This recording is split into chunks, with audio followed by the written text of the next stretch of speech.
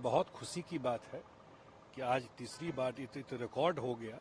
आदरणीय प्रधानमंत्री नरेंद्र मोदी जी ने शपथ ली है और लोगों का बहुत विश्वास है कि अगले 5 साल जो है वो इंडिया का जो इकोनॉमी है, खास करके जो 5वें नंबर से तीसरे नंबर पे आना, ये लोगों के मन में बैठ गया है कि मोदी जी पूरा इकोनॉमी को ट्रांसफॉर्म कर रहे हैं, चीज़ें इतनी बदल रही है और इतना बड़ा विक्ट्री हुआ। 2 सक्सेसिव गवर्नमेंट के चलाने के बाद तीसरी बार मैंडेट मिलना एनडीए को, ये बड़ी बात है और सारे मंत्रियों ने शपथ लिया। मेरे ख्याल से कल से तो काम भी शुरू कर देंगे वो लोग। तो ये जो ऑपोजिशन का कहना है कि एनडीए की सरकार कमजोर है, तो आपको गठबंधन पर पूरा भरोसा है? क्योंकि जैसे उन्होंने बोला कि नायडू और नीतीश डिपेंडेंट अलायंस बना है एनडीए को। ऐसा हमें एक चीज बता देता हूँ, नीतीश कुमार 95 से बीजेपी के साथ है और ये हमारा प्री पोल अलायंस था, चुनाव के बाद का अलायंस नहीं है, चुनाव से पहले का अलायंस है और जनता के बीच में हम लोगों ने मैंडेट इस अलायंस के लिए मांगा है। आदरणीय नरेंद्र मोदी जी प्रधानमंत्री बनेंगे इस नाम पे मांगा है लोगों का, और लोगों का उस नाम पर मैंडेट मिला। और बिहार में खास करके हम लोग 40 में 30 सीट जीते, 3/4 सीट जनता ने मैंडेट दिया है।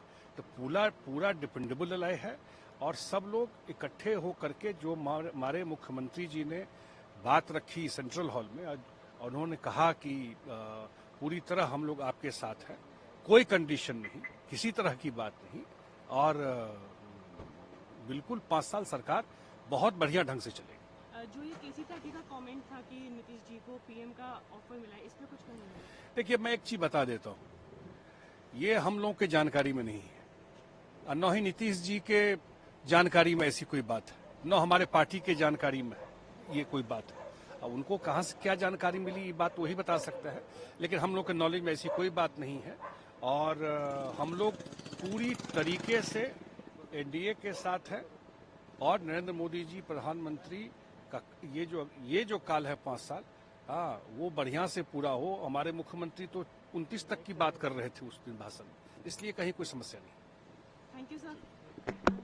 ये बहुत खुशी की बात है कि आज तीसरी बार ये रिकॉर्ड हो गया। आदरणीय प्रधानमंत्री नरेंद्र मोदी जी ने शपथ ली है और लोगों का बहुत विश्वास है कि अगले 5 साल जो है वो इंडिया का जो इकोनॉमी है, खास करके जो 5वें नंबर से तीसरे नंबर पे आना, ये लोगों के मन में बैठ गया है कि मोदी जी पूरा इकोनॉमी को ट्रांसफॉर्म कर रहे हैं, चीज़ें इतनी बदल रही है और इतना बड़ा विक्ट्री हुआ।